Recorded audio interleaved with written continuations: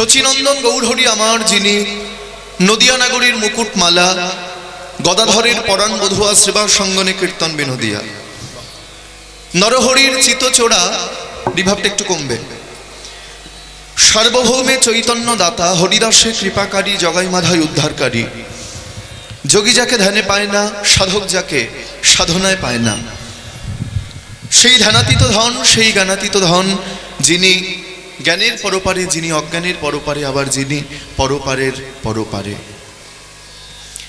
সেই প্রেমের ঠাকুর গৌরহরি আমার, সেই ভক্তবৎসল গৌরহরি আমার, সেই রসিক শিরোমণি রসরাজ গৌরহরি আমার। কি করছেন? সুরধুনির তীরে আমার গৌর কিশোর, সহচর মেলি গোড়া আনন্দে বিভোর।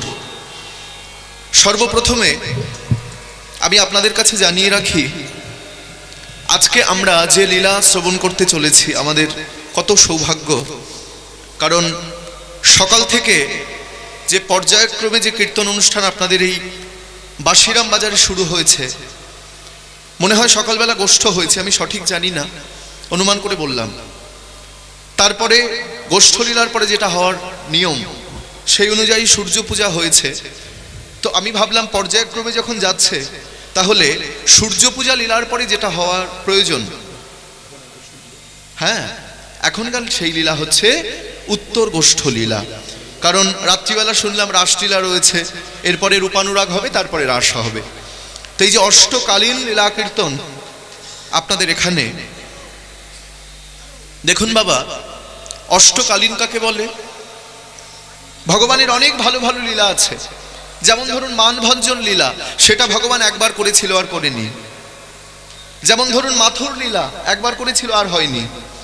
কিন্তু যে অষ্টকালীন লীলা আপনাদের এখানে হচ্ছে, 8টি কালকে বলা হচ্ছে অষ্টকালীন। কি কি? প্রাত, পূর্বাহ্ন, মধ্যাহ্ন, সায়ন, প্রদোষ, মধ্যরাত্রি আর নিশান্ত। প্রাত, পূর্বাহ্ন, মধ্যাহ্ন, অপরাহ্ন, সায়ন, প্রদোষ, মধ্যরাত্রি আর নিশান্ত। এই 8টি কালকে বলা হচ্ছে অষ্টকালীন। তা এখন আমরা যে লীলা শ্রবণ করতে চলেছি, সেই লীলা হচ্ছে ভগবান শ্রী গোবিন্দের ঘরে যাবার পালা বা উত্তর গোষ্ঠ লীলা। ভগবান গোবিন্দ সকালবেলা গোষ্ঠে গিয়েছেন, গোষ্ঠে সূর্য পূজা লীলা হয়েছে, এবার ভগবান ঘরে ফিরবেন। তাহলে প্রথমে আমরা জানবো যে গোষ্ঠ কাকে বলে। খুব মন দিয়ে শুনবেন। গোষ্ঠ কাকে বলে? না, ঘর থেকে যে বস্তু বেরিয়ে যায়, বনে গিয়ে চারণ হয়, কালীয় দমন হয়, আবার ঘরে ফিরে আসে, তাকে বলে গোষ্ঠ। আমাদের গোষ্ঠ ঘর থেকে বেরিয়ে যায় কিন্তু আর ঘরে ফিরে আসে না, কিন্তু ভগবানের গোষ্ঠ ঘর থেকে বেরিয়ে যায় আবার ঘরে ফিরে আসে। তাহলে আজকে আমাদের লীলা ভগবানের ঘরে যাবার পালা বা উত্তর গোষ্ঠ লীলা।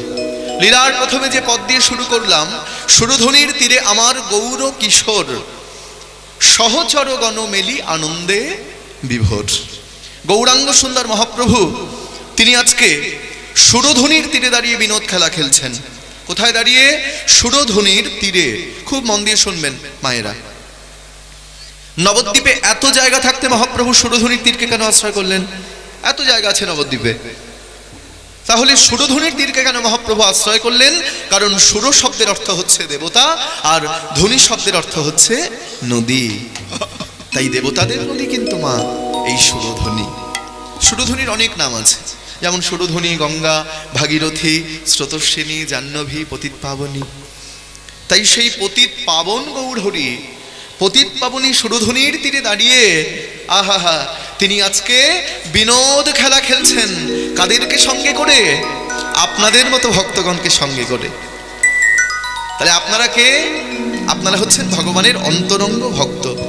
তবে প্রথমেই বলি মায়েরা, ভক্ত শুধু সাজলে হবে না। মহাপ্রভু ভক্ত করেছিল হাজার হাজার, ভক্ত করেছিল লক্ষ লক্ষ, কিন্তু বৈষ্ণব করেছিল মাত্র 3.5 জন। আমরা কিন্তু সবাই ভক্ত, কিন্তু আমরা বৈষ্ণব নই। ভক্ত সবাই হতে পারে, কিন্তু বৈষ্ণব সবাই হতে পারে না। হরি বল। বেশ, জয় নিতাই। একবার জোর করে উলুধ্বনি, নিতাই গৌর হরি বল। জয় নিতাই। বাহ, খুব ভালো, জয় নিতাই।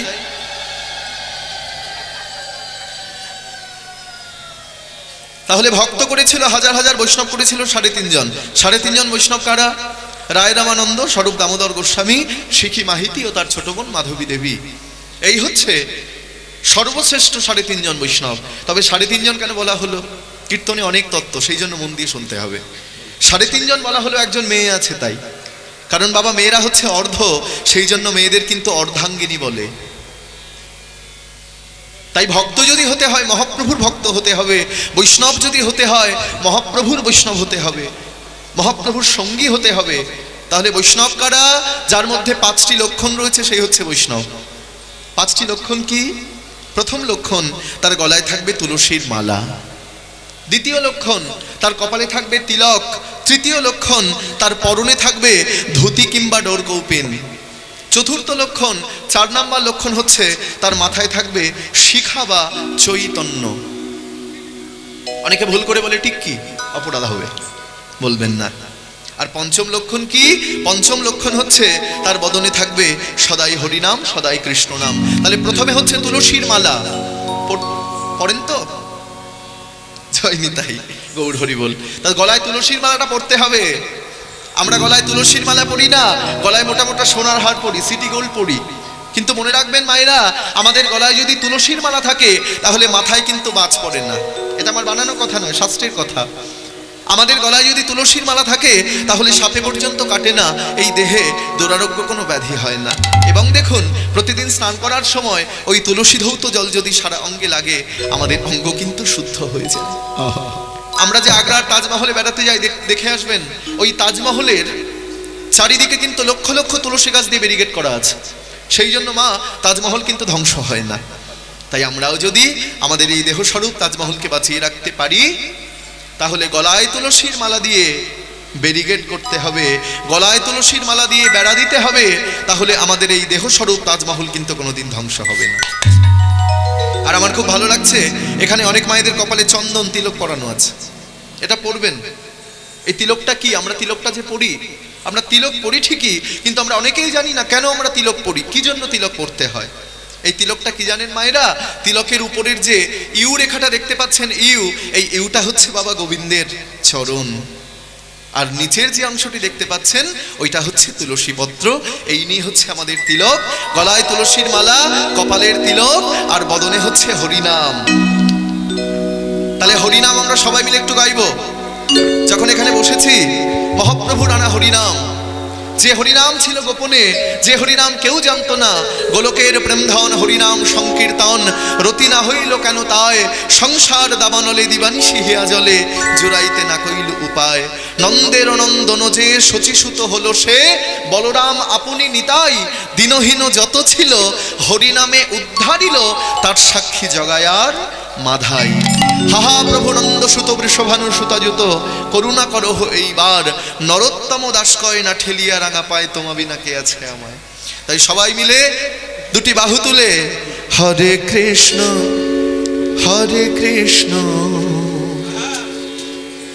কৃষ্ণ কৃষ্ণ হরে হরে, হরে রাম রাম রাম হরে হরে, হরে কৃষ্ণ কৃষ্ণ কৃষ্ণ হরে হরে, হরে রাম রাম রাম হরে হরে, হরে কৃষ্ণ কৃষ্ণ কৃষ্ণ হরে হরে, হরে রাম রাম রাম হরে হরে, হরে কৃষ্ণ কৃষ্ণ কৃষ্ণ হরে হরে, হরে রাম রাম রাম হরে হরে, হরে কৃষ্ণ কৃষ্ণ কৃষ্ণ হরে হরে, হরে রাম রাম রাম হরে হরে, হরে কৃষ্ণ কৃষ্ণ কৃষ্ণ হরে হরে, হরে রাম রাম রাম হরে হরে, হরে কৃষ্ণ কৃষ্ণ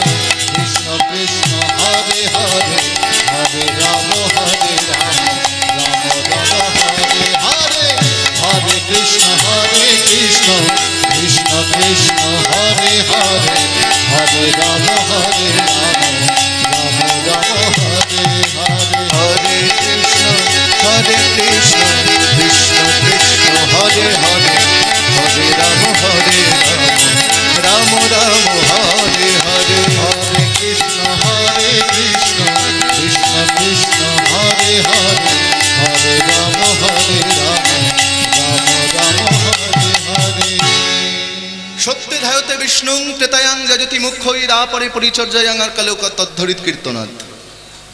আস্তে। সত্য যুগে ছিল ধ্যান, ত্রেতা যুগে ছিল যজ্ঞ, দাপর যুগে ছিল সেবা, আর কলিযুগে কি? যে হরিনাম শোনার জন্য আপনারা এত ঠান্ডার মধ্যে, এত শীতের মধ্যে কীর্তনের আসরে বসেছেন, খুব ভালো লাগছে। তবে মাঝে মাঝে একটু হাতগুলো তুলে দিতে হবে। হ্যাঁ, কেন বলি, আপনাদের শালগায়, আমার কিন্তু আলগায়। আমার কিন্তু বাবা একটু ঠান্ডা লাগছে না, তা আমার সঙ্গে একটু দুবাহু তুলতে হবে। দেখুন, যে হরিনাম শোনার জন্য আপনারা এসেছেন, যে মহাপ্রভু আমাদের কাছে সেই হরিনাম এনে দিয়েছেন, মহাপ্রভু কলিযুগে প্রত্যেকের কাছে হরিনাম বিতরণ করলেন, কোনো উঁচু নিচু দেখলেন না। সে হিন্দু হোক, সে মুসলমান হোক, সে খ্রিস্টান হোক, সে বৌদ্ধ হোক, এমনকি সে হায়ার কাস্ট হোক বা সিরুল কাস্ট হোক, যেই হোক না কেন, যাকে দেখছে তাকেই মহাপ্রভু হরিনাম বিতরণ করেছে। দেখুন বাবা, একটি পিতার 4টি পুত্র আছে, খুব মন দিয়ে শুনবেন। তা পিতা কি করলেন? 4 পুত্রকে কাছে ডাকলেন, আর 4 পুত্রকে কাছে ডেকে পিতা তার 4 পুত্রের হাতে মোট 1000 টাকা করে 4000 টাকা মূলধন দিয়েছে। 4000 টাকা মূলধন দিয়ে পিতা তার পুত্রদের বলছে, পুত্র, তোমাদের লেখাপড়া শিখিয়েছি, তোমাদের বড় করেছি, এইবার আমি তোমাদের সবাইকে পরীক্ষা করতে চাই, আমি দেখতে চাই তোমরা কে কেমন আয়ক্ষম, আমি পরীক্ষা করতে চাই যে তোমরা কে কেমন আয় করতে পারো। বেশ, বাবার চরণধুলি মাথায় নিয়ে তার 4 ছেলে ঘর থেকে বাইরে বেরিয়ে গেল। কিছুদিন যাওয়ার পর দেখা গেল বড় ছেলে আপন ঘরে ফিরে এলো, আর বড় ছেলেকে দেখে বাবা চিৎকার করে ডেকে উঠল, বড় খোকা, বড় খোকা, দাও দাও বড় খোকা, তোমার লাভের অংশটুকু আমাকে দাও। বড় ছেলে বাবার কাছে এসে হাত জোর করে বলছে, বাবা, বাবা গো, তুমি যে 1000 টাকা আমাকে দিয়েছিলে, আজকে তোমার আশীর্বাদে আমি ওই 1000 টাকায় 4000 টাকা লাভ করে ঘরে এসেছি। আমি লাভবান হয়ে তোমার কাছে এসেছি। বাবার চরণে জমা দিল। দেখুন মা, আজকে বাবার মনে কত আনন্দ যে বড় ছেলে আয়ক্ষম, আয় করতে পারে, বড় ছেলে লাভবান, লাভ করে ঘরে এসেছে। আমার বড় ছেলের জন্য আমার কোনো চিন্তা রইল না। দেখা গেল বেশ কয়েকদিন পর মেজো ছেলে ঘরে ফিরে এলো। বাবা বলছে, মেজো খোকা, মেজো খোকা, দাও দাও, তোমার লাভের অংশটুকু আমাকে দাও। মেজো ছেলে বাবার কাছে এসে বলছে, বাবা, আমি দাদার মতো অত লাভ করতে পারিনি, তবে তবে তুমি যে 1000 টাকা দিয়েছিলে না, ওই 1000 টাকায় আমি 3000 টাকা লাভ করে ঘরে এসেছি, এই নাও। তাহলে মায়েরা, মেজো ছেলের জন্য কিন্তু বাবার কোনো চিন্তা রইল না। দেখা গেল তার কিছুদিন পর সেজো ছেলে ঘরে ফিরে এলো। এইবার সেজো ছেলেকে দেখে বাবা চিৎকার করে বলছে, সেজো খোকা, সেজো খোকা, দাও দাও, তোমার লাভের অংশটুকু আমাকে দাও। সেজো ছেলে বাবার কাছে এসে বলছে, বাবা, আমি দাদাদের মতো অত লাভ করতে পারিনি, তবে তবে তুমি যে 1000 টাকা দিয়েছিলে না, ওই 1000 টাকায় আমি 2000 টাকা লাভ করে ঘরে এসেছি। তাহলে সেজো ছেলের জন্যও কিন্তু বাবার কোনো চিন্তা রইল না। বাবার মনে কত আনন্দ হলো, আমার 3 ছেলে লাভবান, 3 ছেলে লাভ করে ঘরে এসেছে। কিন্তু বাবা কোথাও যেন একটু চিন্তিত। কেন? কারণ বাবা সব থেকে যাকে বেশি ভালোবাসে, যে হচ্ছে সবার ছোট, বাবার সেই ছোট ছেলে এখনো কিন্তু ঘরে আসেনি। বাবা চেয়ে রয়েছেন কখন তার সেই ছোট ছেলে ঘরে আসবে। বাবা চেয়ে রয়েছেন কখন তার আদরের ছেলে এসে বাবার কণ্ঠটি জড়িয়ে ধরবে। বাবা তার আশাপথে নয়ন দিয়ে বসে রয়েছেন। কিছুদিন যাবার পর, কিছু মাস যাবার পর দেখা গেল সেই ছোট ছেলে, কনিষ্ঠ পুত্র আপন ঘরে ফিরে এলো। আর ছোট ছেলেকে দেখেই বাবা চিৎকার করে ডেকে উঠল, ছোট খোকা, ছোট খোকা, দাও দাও ছোট খোকা, তোমার লাভের অংশটুকু আমাকে দাও। আমার মনে হয় আমার 3 ছেলে লাভবান, আমার 3 ছেলে লাভ করে ঘরে এসেছে। আমার মনে হয় তুমি তাদের থেকেও বেশি লাভবান হয়েছ। ভক্তমণ্ডলী মায়েরা লক্ষ্য করবেন, ছোট ছেলে আস্তে আস্তে বাবার কাছে এসেছেন, আর বাবার কাছে এসে বাবার চরণ দুটি বক্ষে জড়িয়ে ধরেছে। বাবার চরণ দুটি বক্ষে জড়িয়ে ধরে নয়নের জলে মুখ মুখ ভাসিয়ে ছোট ছেলে বলছে, বাবা, বাবা, লাভ করা তো দূরের কথা,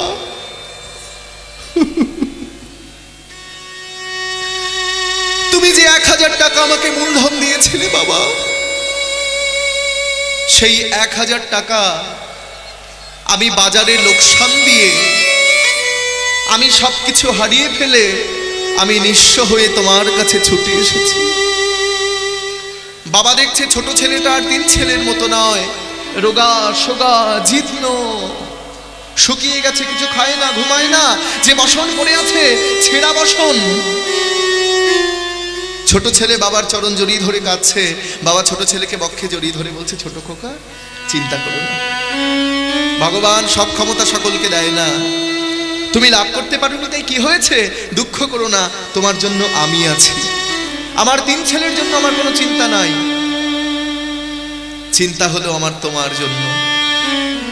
বাবার চরণ দুটি বক্ষে জড়িয়ে ধরে ছোট ছেলে নয়নের জলে মুখ বুক ভাসিয়ে বলছে, বাবা, তোমার চরণ ছেড়ে আমাকে চলে যেতে বলো না, তোমার চরণের এক পাশে আমাকে জাগা দাও বাবা, তোমার চরণের এক পাশে আমাকে জাগা দাও। চরণ ধরিতে দিও গো আমারে, নিও না, নিও না সরাই। অনুভব করুন মা, জীবনে মরণে সুখ দুঃখ দিয়ে বক্ষে ধরিব জড়ায়, স্খলিত শিথিল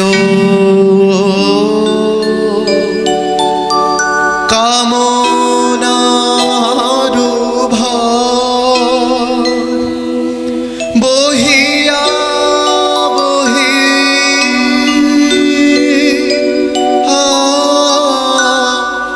ফিরে কত নিজ হাতে তুমি গেথে নিও, ফেলো না আমারে ছড়ায়, চরণ ধরিতে দিও গো আমারে, নিও না, নিও না সরাই। নিতাই গৌর হরি বল। ছোট ছেলেকে বক্ষে জড়িয়ে ধরেছেন, ছোট খোকা, চিন্তা করো না, তোমার জন্য আমি রয়েছি। আর 3 ছেলেকে না জানিয়ে বাবার যত গোপন সম্পদ ছিল মায়েরা, ব্যাংক ব্যালেন্স, টাকা পয়সা ছিল, বাবা কি করলো, সব ছোট ছেলেকে দান করে দিল। বলল, ছোট খোকা, আমার গোপন সম্পদ আমি 3 ছেলেকে না জানিয়ে তোমাকে দিলাম ঠিকই, কিন্তু এই সম্পদ তুমি যেন হারিয়ে ফেলো না, তোমার কাছে যত্ন করে রেখে দিও। তাহলে মায়েরা, এই পরম পিতার 4টি পুত্র খুব মন দিয়ে শুনবেন।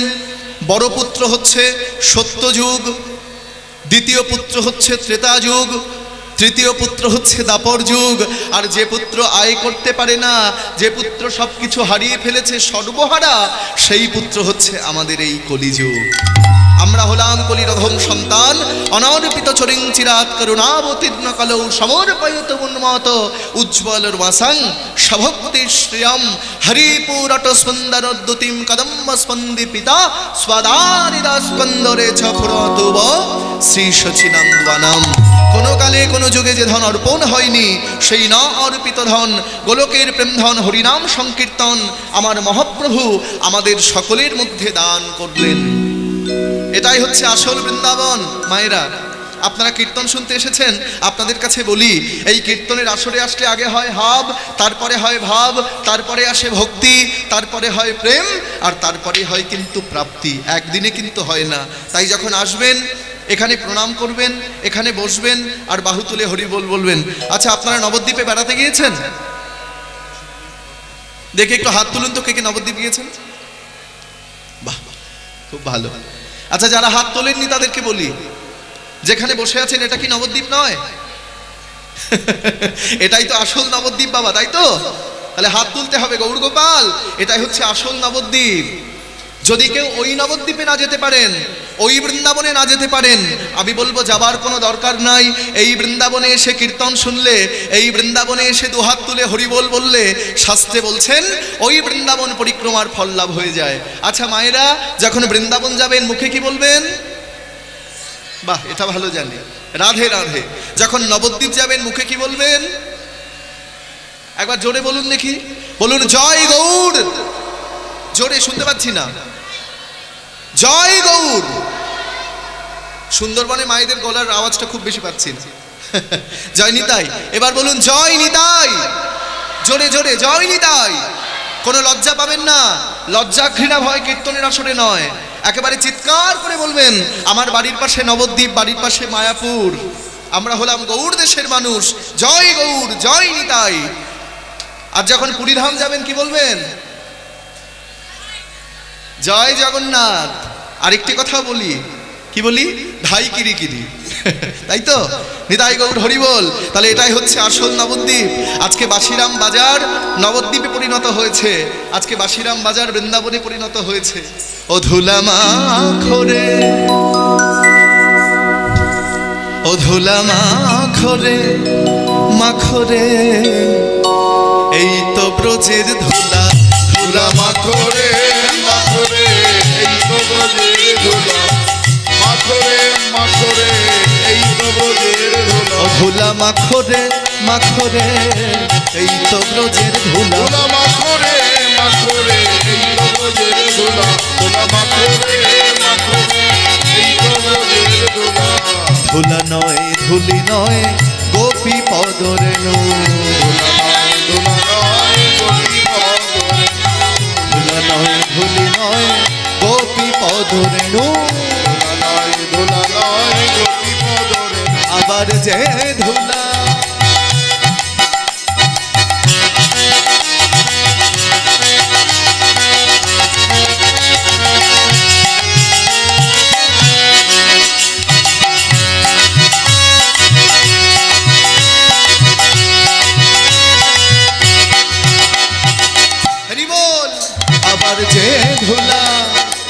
যে ধুলা মেখেছিল নন্দ সুত আর যে ধুলা মেখেছিল নন্দ সুত কানু। আবার যে ধুলা মেখেছিল নন্দ সুত কানু। যে ধুলা মেখেছিল নন্দ সুত কানু। বৃন্দাবনের খেলা ছিল মুরলী বাদন। আর বৃন্দাবনের খেলা ছিল মুরলী বাদন। বৃন্দাবনের খেলা ছিল মুরলী বাদন। ওই বৃন্দাবনের খেলা ছিল মুরলী বাদন। বলছে বৃন্দাবনের খেলা ছিল মুরলী বাদন। আর এই নবদ্বীপের খেলা কি যেখানে বসে আছেন? ওই নবদ্বীপের খেলা হরি নাম সংকীর্তন। নবদ্বীপের খেলা হরি নাম সংকীর্তন। নবদ্বীপের খেলা হরি নাম সংকীর্তন। নবদ্বীপের খেলা হরি নাম। আরে নবদ্বীপের খেলা হরি নাম সংকীর্তন। নবদ্বীপের খেলা হরি নাম। ধুলা মাখরে মাখরে, এই তো ব্রজের। ধুলা মাখরে মাখরে, এই তো ব্রজের। বৃন্দাবনের খেলা ছিল মাঠে দৌড়া দৌড়ি। বৃন্দাবনের খেলা ছিল মাঠে দৌড়া দৌড়ি। বৃন্দাবনে ওই বৃন্দাবনের খেলা ছিল মাঠে দৌড়া দৌড়ি। বৃন্দাবনের খেলা ছিল মাঠে দৌড়া দৌড়ি। আবার নবদ্বীপে, এই নবদ্বীপে, নবদ্বীপে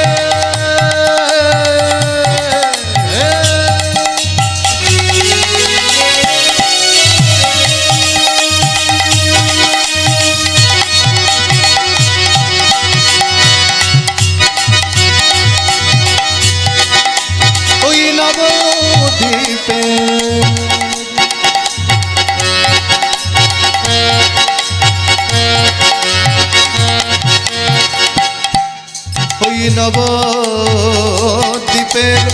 নবদ্বীপের খেলা হলো ধুলায় গড়া আর গড়ি, নবদ্বীপের খেলা হলো ধুলায় গড়াগড়ি, নবদ্বীপের খেলা হলো ধুলায় গড়া আর গড়ি। নবদ্বীপের খেলা হলো ধুলায় গড়াগড়ি। মাখরে মাখরে এই তো ব্রজের ধুলা, মাখরে মাখরে এই তো ব্রজের ধুলা মাখরে মাখরে এই তো ব্রজের ধুলা। ধুলা, মাখরে মাখরে এই তো ব্রজের ধুলা।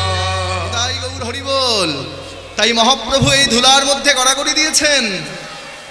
সুরধুরীর তীরে আমার গৌর কিশোর সহচর গণমেরি আনন্দে বিভোর। মহাপ্রভুর সঙ্গে আজকে আপনাদের মতো ভক্তগণ সবাই মিলে খেলা খেলছেন। কোন খেলা? মহাপ্রভু যে খেলা খেলছেন সেই খেলাটি কিন্তু বাবা এই প্রাকৃত জগতের কোনো খেলা নয়। জয়নিতাই, সেই খেলাটি কিন্তু এই প্রাকৃত জগতের কোনো খেলা নয়। তাহলে কোন খেলা? সেই খেলাটি হচ্ছে অপ্রাকৃত জগতের খেলা। দেখুন বাবা, এই জগতে কিন্তু অনেক প্রকার খেলা আছে। আপনাদের কাছে একটু বলি, অনেক খেলা। যেমন ধরুন বল খেলা, ক্রিকেট খেলা, হাডুডু খেলা, তাই না? মারা ধরা, কাঁধে চড়া খেলা, কত খেলা আছে। মনে রাখবেন, সব খেলায় কিন্তু পক্ষাপক্ষ আছে, বিনাশ আছে, হার জিত আছে, সব খেলায়। কিন্তু আমার গৌরহরি আমাদের জন্য যে খেলা নিয়ে এলো, সেই খেলায় কিন্তু কোনো পক্ষাপক্ষ থাকে না, কোনো বিনাশ থাকে না, হার জিত থাকে না। আমাদের খেলা একবার খেললে কিন্তু আর একবার খেলতে ইচ্ছে হয় না। খুব ভালো করে বুঝুন ভক্তমণ্ডলী মায়েরা, আমাদের খেলা একবার খেললে কিন্তু আর একবার খেলতে ইচ্ছে হয় না, ভালো লাগে না। প্রতিদিন একই খেলা, এক জায়গায় খেলা, একই রকম খেলা, অরুচি হয়ে যায়, রুচি থাকে না। কিন্তু গৌরহরি যে খেলা নিয়ে এলো, এই খেলায় একবার খেললে বারবার খেলতে ইচ্ছে হয়, বারবার খেলতে ইচ্ছে হয়। শুধু তাই নয়, ত্রিতাব জ্বালা দূরে যায়।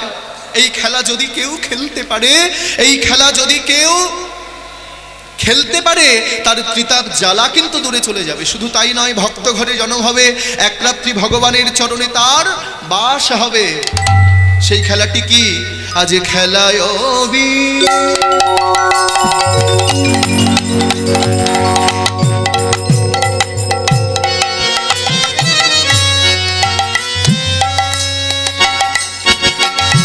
হরি বল।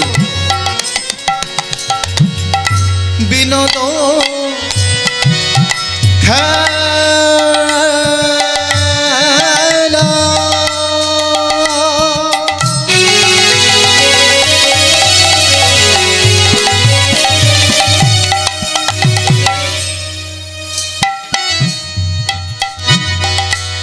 গোরা বন মালি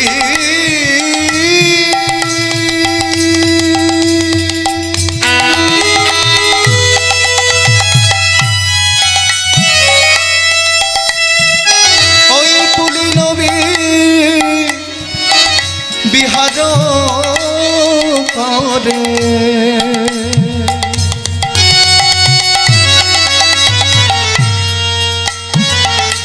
ভগত মণ্ডলী। আর খেলায় বিনোদ খেলা আমার গোরা বনমালী, পুলিন বিহার করে ভগত হরি খেলে হরি, হরি নামের খেলা,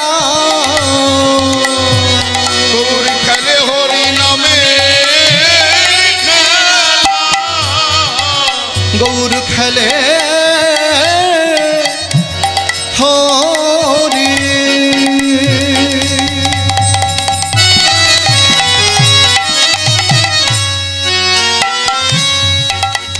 হরি নামে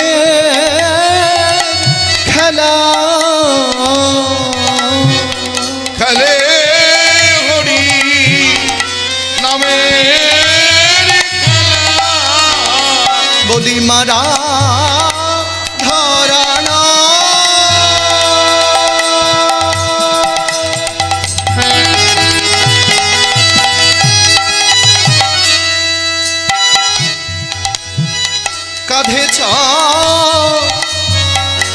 কাঁধে চড়ানো দেখো দেখো খেলে হরি।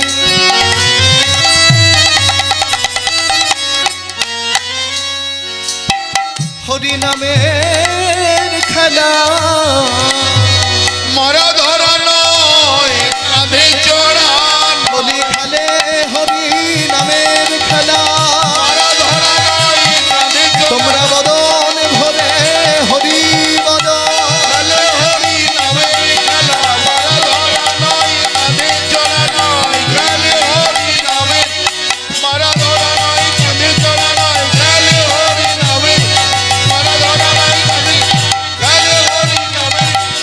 ওর খেলে হরি নামের খেলা। খেলায় বিনোদ খেলা গোরা বনমালী, পুলিন বিহার করে ভক্তমণ্ডলী। ভক্তমণ্ডলী মায়েরা খুব মন দিয়ে শুনবেন।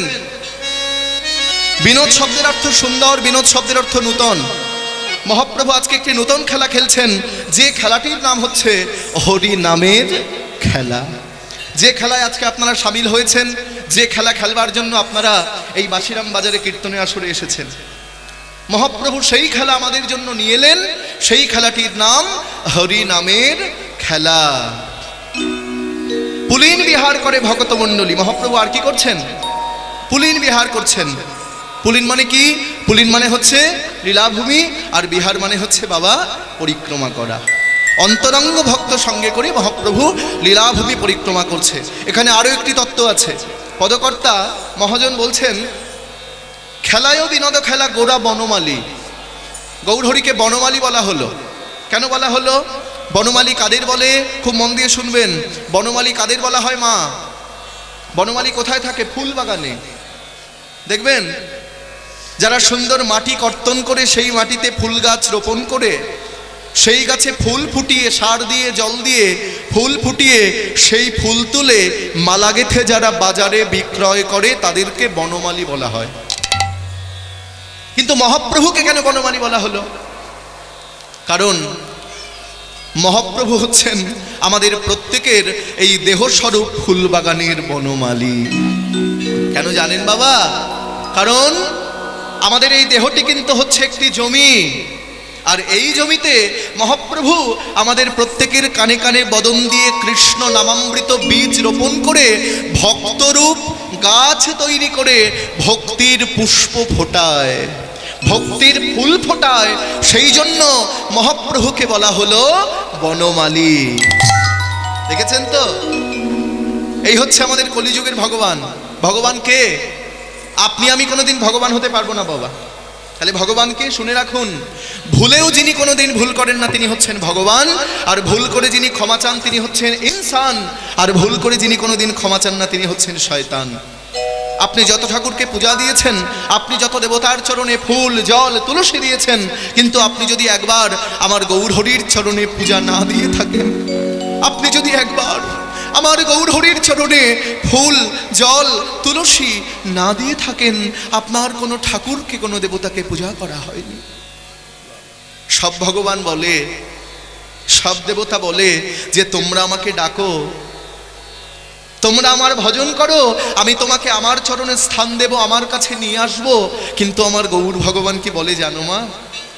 আমার গৌর সুন্দর যিনি মন্দিরের মধ্যে দুহাত তুলে দাঁড়িয়ে রয়েছেন, সেই ভগবান বলে যে তোমরা আমাকে ডাকো, তোমরা আমার ভজন করো, আমি তোমাকে আমার কাছে আনবো না, আমি তোমাকে আমার চরণে স্থান দেব না, আমি নিজে গিয়ে তোমার দরজার সামনে দাঁড়াবো। সত্যযুগের ভগবান ছিল কাঁচা আম, ত্রেতা যুগের ভগবান ছিল কাঁচা আম, দাপর যুগের ভগবান ছিল কাঁচা আম, কিন্তু বাবা আমাদের কলিযুগের ভগবান হচ্ছেন পাকা আম।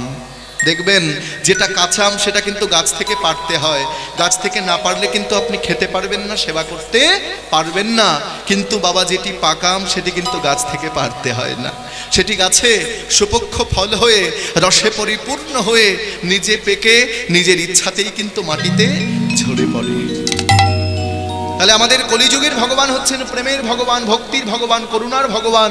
এমন ভগবান হয়নি আর হবার নয়। যে ভগবান হয়েছেন আমাদের কলিযুগে, সেই ভগবান দুহাত তুলে দাঁড়িয়ে রয়েছেন। মহাপ্রভুর ছোটবেলার নাম কি ছিল জানেন কেউ? গৌরহরি। গৌরহরির ছোটবেলার নাম ছিল নিমাই। শুনে রাখুন বাবা, বাল্যকালে তিনি ছিলেন নিমাই, যৌবনকালে তিনি হচ্ছেন গৌরাঙ্গ, আর সন্ন্যাস গ্রহণের পর তার নাম হলো শ্রী চৈতন্য। মহাপ্রভু সন্ন্যাস নিল। যখন সন্ন্যাস নিল পূর্ণ যুবক, 24 বছর বয়স, আমার মতো, আমারও 24 বছর চলছে। তা সেই পূর্ণ যুবক, মাঘ মাসের কনকনে ঠান্ডা, রাত্রি 12টার সময় ঘর থেকে বেরিয়েছে। মাকে একটা প্রণাম জানিয়েছে, ঘরের কুলদেবতার উদ্দেশ্যে একটা প্রণাম জানিয়েছে। প্রণাম জানিয়ে মহাপ্রভু গঙ্গায় ঝাঁপ দিল। অঙ্গে কিছু নাই, শুধু একটা ডোর কৌপিন পরা একটা বস্ত্র। তারপরে মহাপ্রভু গঙ্গায় ঝাঁপ দিয়ে সাঁতরে ওপারে গেল কাটোয়ায়। কাটোয়ায় গিয়ে মহাপ্রভু এই কলিযুগের মানুষের জন্য, আমাদের মঙ্গলের জন্য মহাপ্রভু সন্ন্যাস ধর্ম গ্রহণ করলেন। সঙ্গে মাথা নাড়া আর একটা ছেঁড়া কাঁথা। হরি বল। তাই আপনাদের কাছে বলি, আপনাদের এই অনুষ্ঠান মহাপ্রভুর অনুষ্ঠান, আপনারা সবাই এসেছেন এই সন্ধ্যাবেলা। মায়েরা কথা নয়, সন্ধ্যাবেলা সময়টা লক্ষ্য রাখবেন। হ্যাঁ, সময়টা লক্ষ্য রাখতে হবে। এই সময় কথা বলতে নেই, এক মনে কীর্তন শুনতে হয়। এবং আজকের যে লীলা, এই লীলা কিন্তু খুব কঠিন একটি লীলা। আপনাদের কাছে বলি, লক্ষ লক্ষ বদন যে লীলার কথা বলতে হার মেনেছেন, আমার ছোট্ট মুখে সেই লীলার কথা বর্ণনা করতে গিয়ে যদি কোনো ভুল ত্রুটি হয়, আপনারা প্রত্যেকে আমাকে নিজের সন্তান মনে করে ক্ষমা করবেন। তাই মহাপ্রভু আজকে বিনোদ খেলা খেলছেন, আর বিনোদ খেলা খেলতে খেলতে খেলতে খেলতে হঠাৎ মহাপ্রভু গগনমণ্ডলে চেয়ে দেখলো দিবায়ব।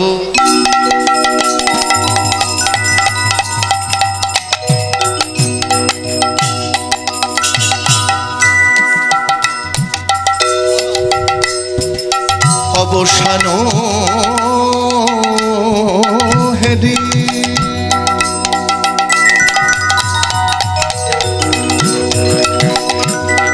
আজ গৃহেতে চলিল,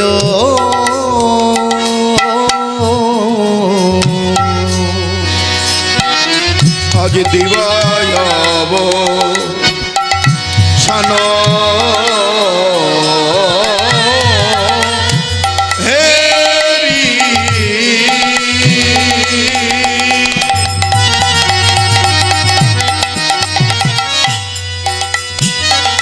গৃহেতে চলিল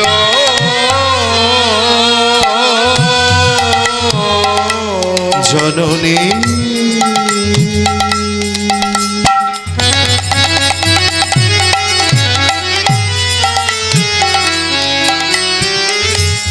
জননী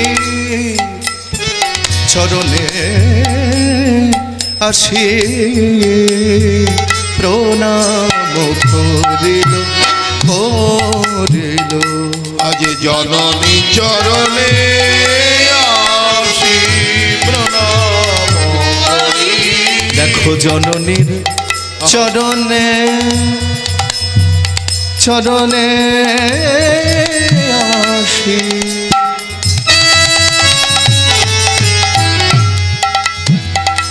প্রণাম করিল রেল।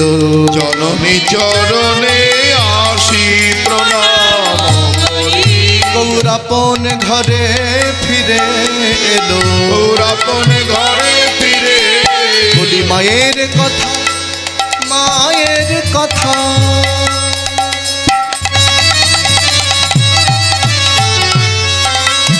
মায়ের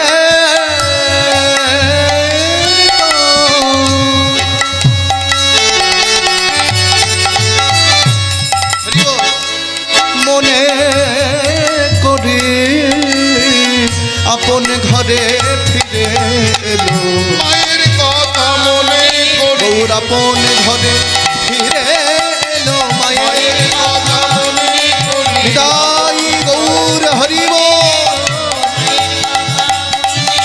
গৌরাপন ঘরে ফিরে এলো, মায়ের কথা মনে আপন ঘরে ফিরে। মায়ের কথা মনে করে আপন ঘরে গৌরাপন ঘরে ফিরে এলো। দিবাবসান হেরি গৃহেতে চলিল, জননীর চরণে আসি প্রণাম করিল। খুব মন দিয়ে শুনবেন, মহাপ্রভু সারাদিন হরিনামের খেলা খেললো বাবা। সারাদিন হরিনামের খেলা খেলে আপনাদের মতো ভক্তগণকে সঙ্গে করে মহাপ্রভু আপন ঘরে ফিরে এলো। আর ফিরে এসে এই সন্ধ্যাবেলা এই সময় ফিরল, ঠিক এই মুহূর্তে। আর ফিরে এসে সর্বপ্রথমে মহাপ্রভু যেটা করলেন সেটাই জগৎজীবকে শিক্ষা দেবার জন্য, আমাদেরকে শিক্ষা দেবার জন্য সেই কাজটি করলো। সেই কাজটি হচ্ছে জননীর চরণে আসি প্রণাম করিল। আহা, কি সুন্দর দেখো, মহাপ্রভু তো ভগবান, কথা নয়, মন দিয়ে শুনুন। তার কি দরকার ছিল যে সারাদিন খেলা খেলে এসে প্রথমেই মায়ের চরণে প্রণাম জানানো? কিন্তু তিনি আজকে জগৎজীবকে শিক্ষা দিলেন। মহাপ্রভু ঘরে ফিরে এসে সর্বপ্রথমে মায়ের চরণে প্রণাম জানালেন, তারপরে বাবার চরণে প্রণাম জানালো। আজকে আমারও পরম সৌভাগ্য, আমার সঙ্গেও আমার বাবা মা দুজনেই রয়েছেন। এটা আমার ভগবানের পরম কৃপা করুণা। আমি যেখানেই কীর্তন করতে যাই, আমার কীর্তন শিক্ষাগুরু হচ্ছে আমার বাবা। আমি বাবার কাছেই কীর্তন অভ্যাস করছি। আমাদের 3 পুরুষ কীর্তন। আমার দাদু কীর্তন করতেন রাধারমণ দাস, তারপরে আমার বাবা শ্রী শচীনন্দন সরকার, আর তারপরে হচ্ছে আমি গৌর গোপাল সরকার। আমার বাবাও আগে আপনাদের এখানে অনেক কীর্তন করেছে। তা যাই হোক, আমার সঙ্গে আমার বাবা মা রয়েছেন। তাহলে মহাপ্রভু একা নয়, আমার বাবা মা যখন সঙ্গে রয়েছেন, আপনাদের সামনে আমি বাবা মাকে একটু প্রণাম জানাই।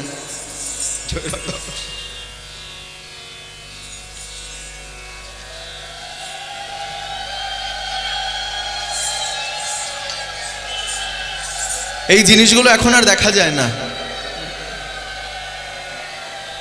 আমরা বাবা মায়ের চরণে প্রণাম করি না। আহা, আমরা গুরুজনদের চরণে প্রণাম করি না, মাথা নত করি না।